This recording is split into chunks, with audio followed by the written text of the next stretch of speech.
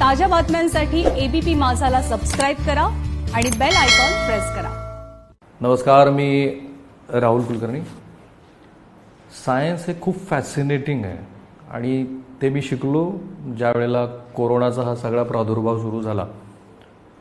आणि जसा जसा कोरोनाचा प्रादुर्भाव होतोय हे लक्षात आलं, त्यानंतर जगभरातले जे हुज हू ब्रेन आहेत ते सगळे कोरोनावरती आपण काय उपचार शोधू शकतो त्यासाठी प्रयत्नशील झाले. आणि मग दर 2 आठवड्याला, कारण मी जेव्हा हा ॲव्हरेज बघतो तेव्हा दर 2 आठवड्याला कुठल्या ना कुठल्या तरी नवीन औषधावरती चर्चा होताना दिसते. रॅमडेसिविर अलीकडेच ज्याची चर्चा झाली, हायड्रोक्सिक्लोरोक्विन ICMRच्या गाईडलाईन्सपासून सतत चर्चेत आहे. पण आता ज्या मॉडर्नाच्या नवीन लसीबद्दल जगभरामध्ये एक पॉझिटिव्ह सिग्नल गेला, ज्या पद्धतीनं अमेरिकन मार्केट अप झालं, जगभरातल्या मार्केटने त्याला फार पॉझिटिव्ह रिस्पॉन्स दिला. त्यानंतर पुन्हा एकदा चर्चा झाली, ती म्हणजे लसीकरण आणि त्यात असलेलं संशोधन. 1995ला सेऊलला दक्षिण कोरियामध्ये आंतरराष्ट्रीय इंटरनॅशनल वॅक्सिन सेंटरची स्थापना झाली, ज्याचा डोनर भारत पण आहे. आणि त्याचे जे प्रमुख आहेत ते जगभरामध्ये ज्या ज्या प्लॅटफॉर्मवरती बोलतात त्यांना मी फार क्लोजली फॉलो करत असतो. सोमया स्वामीनाथन नावाच्या WHO ज्या चीफ सायंटिस्ट आहेत त्यांनाही मी फॉलो करतो. जॉन कोहन नावाचे अत्यंत नामांकित असे एपिडेमी कव्हर केलेले, गेली 40 वर्ष ज्यांनी एपिडेमी कव्हर केलेली आहे असे पत्रकार आहेत.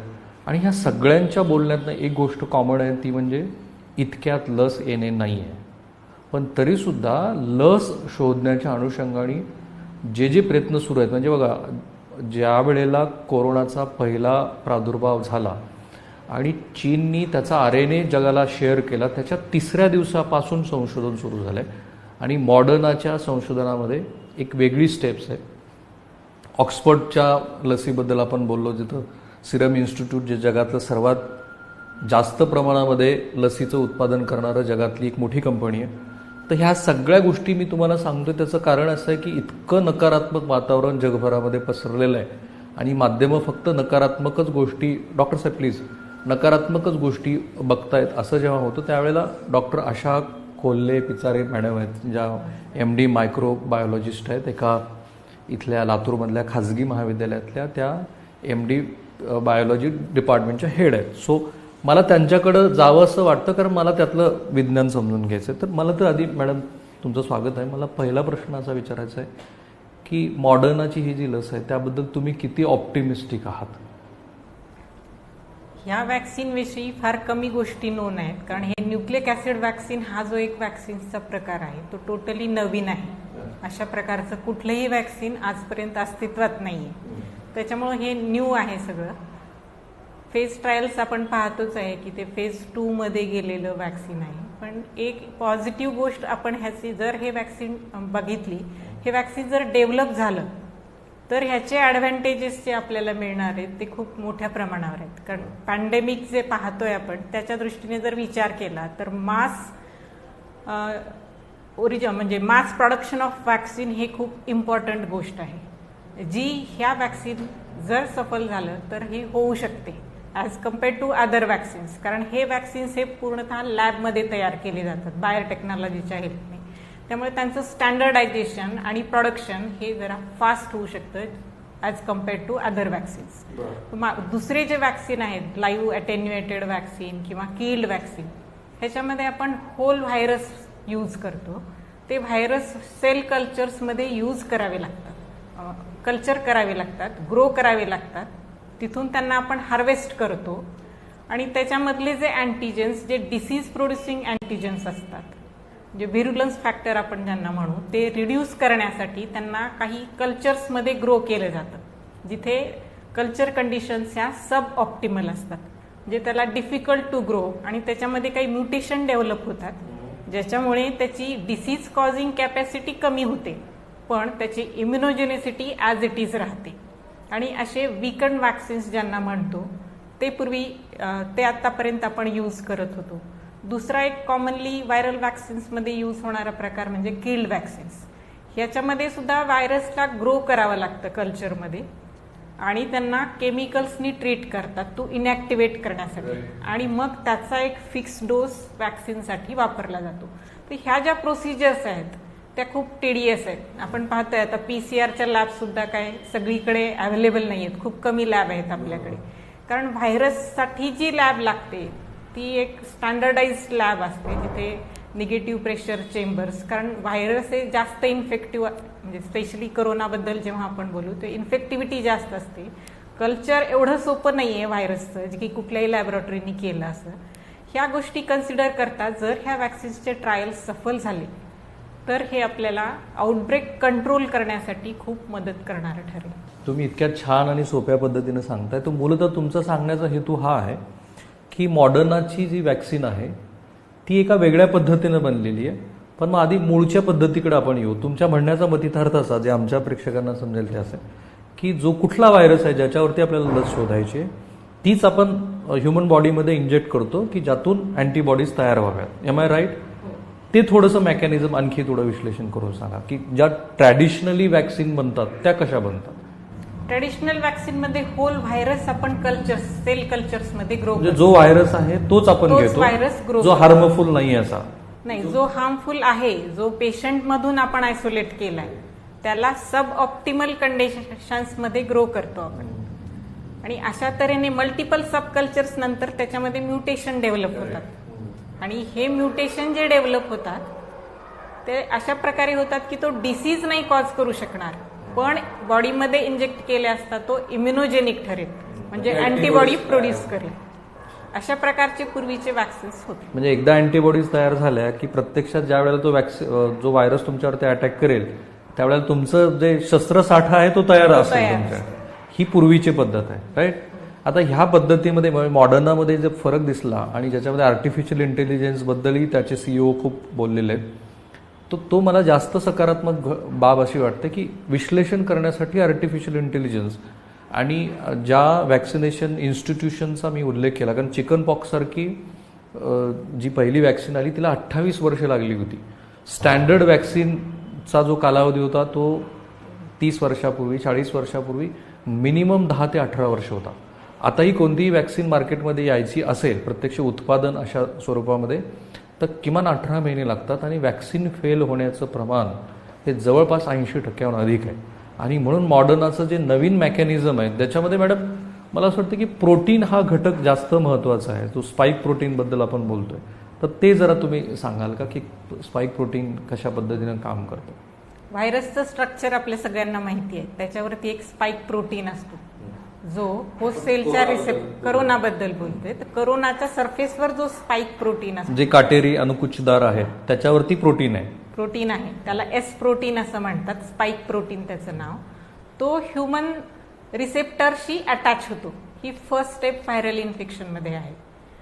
तो सबयुनिट, तो जो अँटीजन कॅन्डिडेट म्हणून या वॅक्सिनमध्ये यूज केलाय, पण डायरेक्टली तो अँटीजन इंट्रोड्यूस करायच्या ऐवजी एक जीन्स जे की त्याचं प्रोडक्शन डायरेक्ट करतील ह्युमन बॉडीमध्ये, असा जीन त्यांनी हा mRNA मध्ये यूज केलाय. आणि तो mRNA त्यांनी सेल्समध्ये इंजेक्ट केला, ह्युमन्समध्ये इंजेक्ट केला आणि मग त्याचे इफेक्ट्स त्यांनी स्टडी केले. त्यांना असं आढळलं की हे जीन फक्त होस्टची असेंब्ली यूज करतात आणि एस प्रोटीन फक्त सिंथेसाइज करतात. नॉर्मली जेव्हा कम्प्लीट व्हायरसचा जिनोम आत जाईल तेव्हा तो पूर्ण व्हायरसचं प्रोडक्शन सुरू करतो, पण आपण mRNA मध्ये फक्त तोच पोर्शन ऑफ जीन ऍड केलेला आहे जो एस प्रोटीनचंच प्रोडक्शन डायरेक्ट करतो. आणि त्याच्यामुळे फक्त एस प्रोटीन सिंथेसाइज होत राहतील आणि तेच ॲसेसिबल होतात सगळ्या इम्युन सिस्टीमच्या सेल्सना. आणि अँटीबॉडी मिडिएटेड इम्युनिटी आणि सेल मिडिएटेड इम्युनिटी हे दोन इम्युन रिस्पॉन्सचे प्रकार आहेत ह्युमन बॉडीमधले. ते दोन्ही मेकॅनिझम्स ह्या एस प्रोटीनमुळे ऍक्टिव्हेट होतात, कारण हा इम्युनोजेनिक पण आहे. मग इम्युन सिस्टीम विषयी जर आपण विचार केला तर त्यातल्या जे सेल्स आहेत, लिम्फोसाइट्स, टी सायटोटॉक्सिक टी सेल्स एक गट असतो आणि दुसरा आहे टी हेल्पर सेल्स. ह्या टी लिम्फोसाइटचे हे दोन प्रकार आहेत. दुसरे आहे बी लिम्फोसाइट्स. ह्या ज्या लिम्फोसाइट्स आहेत त्या मेन सेल्स आहेत इम्युन सिस्टीमच्या. तर जेव्हा हा एस प्रोटीन सिंथेसाइज होतो सेलमध्ये तेव्हा एस प्रोटीन हे along with MHC antigen TC सेलला present केला जातो. MHC हे एक रेकग्निशन सिस्टीम आहे. तो MHC हा एस प्रोटीन टी सायटोटॉक्सिक सेलला देतं आणि टीसीला कळतं की हा कुठला अँटीजन आहे आणि त्याच्याशी आपल्याला रिॲक्ट React करायचं. ही जी करायचं. इन्फॉर्मेशन आहे हे त्या टीसी सेलच्या टीसीआर रिसेप्टरला जेव्हा हा MHC1 बाइंड होतो तेव्हा ती इन्फॉर्मेशन त्याच्याकडे जाते. दुसरी गोष्ट, जेव्हा हा सिक्रिट होतो अँटीजन, व्हायरल रिप्लिकेट झालेला अँटीजन, तो टी हेल्पर सेलला पण अवेलेबल होतो. अँटीजन म्हणजे शरीराच्या बाहेरून आलेला कोणताही घटक. कुठलाही घटक. करेक्ट. मोस्टली आता आपण ह्या केसमध्ये तो व्हायरस समजू. तो जेव्हा टी हेल्पर सेलकडे नेला जातो एक स्पेशल टाईपच्या सेल्सनी, ज्यांना आपण अँटीजन प्रेझेंटिंग सेल्स म्हणतो. ह्या सेल्स पूर्ण बॉडीमध्ये असतात, त्या फिरत असतात, इव्हन टिश्यूमध्ये असतात, दक्षता blood cells पथकासारखं ते फिरत असतात. त्यांना आपण इंग्लिशमधून WBC असं म्हणू, व्हाईट पांढऱ्या पेशींचा हा एक प्रकार आहे. तर जेव्हा केव्हा त्यांना हा अँटीजन दिसतो तो त्यांना एंगल्फ करतात, आत घेतात, त्यांना डायजेस्ट करतात. त्याचे जे अँटीजेनिक कॉम्पोनंट्स आहेत ते MHC2 सोबत टी हेल्पर सेलला देतात. मग टी हेल्पर सेलला सिग्नल जाण्यासाठी MHC2 लागतं आणि सायटोटॉक्सिक टी सेलला जाण्यासाठी MHC1 लागतं. पण टी हेल्पर सेल ही जी सेल आहे ती फुल इम्युन रिस्पॉन्सची की सेल आहे. म्हणजे ती डायरेक्ट करते की इम्युन रिस्पॉन्स कुठला आपण अंडरटेक करायचा आहे, कसा डेव्हलप करायचा आहे. आणि मग टी सेल्स काही सायटोकाइन्स नावाचे एन्झाईम म्हणू आपण त्यांना, ते सिक्रिट करते आणि ते टीसी सेलवर ऍक्ट होतात, मॅक्रोफॅजेसवर ऍक्ट होतात, स्वतः त्याच्यावरही ऍक्ट होतात आणि बी सेलवर पण ऍक्ट होतात. मग ह्या ज्या 4 सेल्स त्याच्या सायटोकाइन्सच्या प्रभावाखाली आल्या, त्यांच्यामध्ये ऍक्टिव्हेशन होतं त्या सेलचं, त्यांचं डिफरन्शिएशन चालू होतं. हे जे डिफरन्शिएशन असतं ते त्या अँटीजनला स्पेसिफिक असं असतं. म्हणजे पर्टिक्युलरली त्या अँटीजनशी फाईट करणारी अँटीबॉडी बी सेल प्रोड्यूस करते by clonal proliferation. So B cell ही अँटीबॉडी फॉर्मिंग सेल्समध्ये कन्व्हर्ट होते. त्याला आपण म्हणतो plasma cell, antibody forming factory असं त्याला म्हणतात. तर ते अँटीबॉडीज प्रोड्यूस करायला लागते. पण ह्या बी सेलला स्टिम्युलेशन लागतं टी हेल्पर सेलकडून. तो सायटोकाईन जोपर्यंत बी सेलवर ऍक्ट होत नाही तोपर्यंत ही प्रोडक्शन एनहान्स होत नाही. सेम गोष्ट टीसीच्या बाबतीत पण होते, सायटोटॉक्सिक टी सेलच्या बाबतीत. त्यांनाही टी हेल्पर सेलकडून सिग्नल मिळतो की आपल्याला जे हे टार्गेट आहे ते डिस्ट्रॉय करायचं आहे. मग टीसी सेल्समध्ये काही एन्झाईम्स आणि परफोरिन नावाचे एन्झाईम्स असतात आणि ग्रॅनाझाईम्स म्हणून असतात.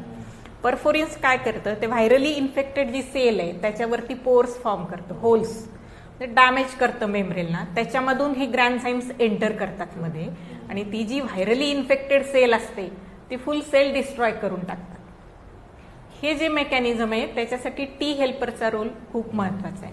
At the same time T helper cell पण स्वतःचे रिप्लिकेशन ऍक्टिव्हेशन करते आणि सगळ्या सेल्सचे एक subset of cells memory cells म्हणून डॉर्मंट राहतात बॉडीमध्ये.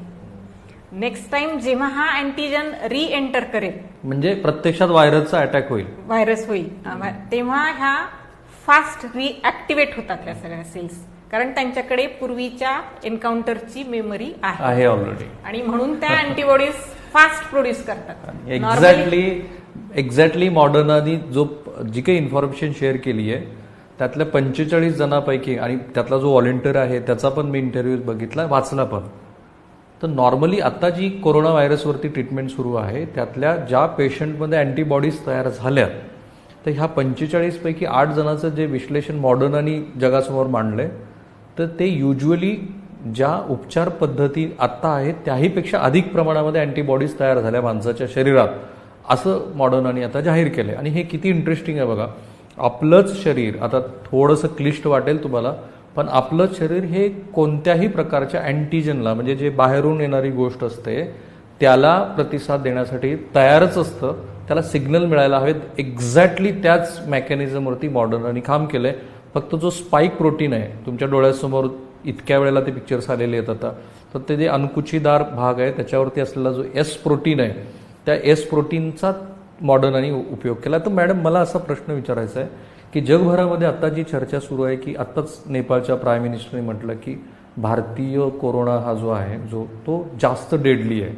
ह्या थिअरीज खूप जगभरामध्ये चर्चेत आहेत. कुठं म्युटेशन झालं आहे का, नवीन स्ट्रेन आहे का. सो मुद्दा हा आहे की मॉडर्नाचं जे आत्ताचं मेकॅनिझम आहे त्याच्यामध्ये जर प्रोटीन हा घटक सेंटर पॉइंटला आहे तर कोणत्याही प्रकारच्या कोरोनावरती ही लस भविष्यात जर यशस्वी झालीच तर ही उपचार पद्धतीत कामाला येऊ शकते का? कारण त्यांनी बेसिकली एकच घटक एकच प्रोटीन म्हणजे प्रोटीनचे जीन्स त्यांनी यूज केले आहेत जे त्याचं प्रोडक्शन डायरेक्ट करणार आहे. त्याच्यामुळे त्याचा इफेक्ट हा चांगलाच राहील. तुम्ही यातल्या मॉडर्नाच्या ज्या जे काही स्टडी त्यांनी दिलेली त्या मर्यादित स्टडीबद्दल तुमचं वैज्ञानिक मत काय आहे? ऍक्च्युली हे खूपच नवीन प्रकारचं वॅक्सिन आहे जे आधी याच्यावर फारशा स्टडी नाही आहेत आणि कुठलंच वॅक्सिन पण असं अवेलेबल नाही आहे. त्याच्यामुळे आपण ह्याच्याबद्दल कमेंट करणं हे थोडं प्रीमॅच्युअर असं ठरेल. पण तरीही ह्यांचा प्रोग्रेस जो पाहता आपण होप्स ठेवूया की ते सक्सेसफुल होईल आणि जर झालं तर मग मात्र कंट्रोल ऑफ पॅन्डेमिकसाठी हे एक फार युजफुल टूल ठरेल. तुम्ही तुमच्या महाविद्यालयीन पातळीवरती इन्फॉर्मेशन शेअरिंग लेवलला किंवा मायक्रोबायोलॉजीचा इतका महत्त्वाचा घटक आहे त्या लेवलवरती काही शेअरिंग सध्या सुरू आहे मायक्रोबायोलॉजिस्टमध्ये आपापसामध्ये आणि तिथे काही तुम्हाला ऑप्टिमिझम दिसतंय की ही गोष्ट इट्स क्वाईट लाईकली असं होऊ शकतं? तुम्ही किती ऑप्टिमिस्टिक आहात थेटच? म्हणजे व्हायरॉलॉजी हा पार्ट हा मायक्रोबायोलॉजीचाच आहे. व्हायरसची स्टडी हे मायक्रोबायोलॉजीच्या ग्रुप असोसिएशन मध्ये खूपच चांगल्या प्रकारे डिस्कस होत असतं नेहमीच.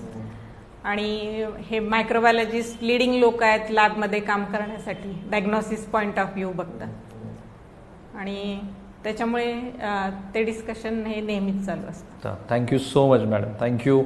आपला प्रयत्न असा आहे की जसं आता त्यांनी इतक्या साध्या सोप्या भाषेत आपल्याला सांगायचा प्रयत्न केला, आय होप ते तुमच्यापर्यंत पोहोचलं असेल. आपण ऑप्टिमिस्टिक राहूया, विज्ञानाला धरून राहूया. इतर कोणत्याही गोष्टी की ज्या WHO नाहीच सांगितलेल्या, ICMRने नाहीच सांगितलेल्या त्याला कृपया फॉलो नाही करायला पाहिजे. आपण अनेक लोकांना भेटूया, विज्ञान समजून घेऊया. तुम्हाला आमचे हे जे प्रयत्न वाटतात ते कसे वाटतात ते जरूर कळवा, विषय पण सुचवा आणि कमेंट करा. थांबूया आपण इथे.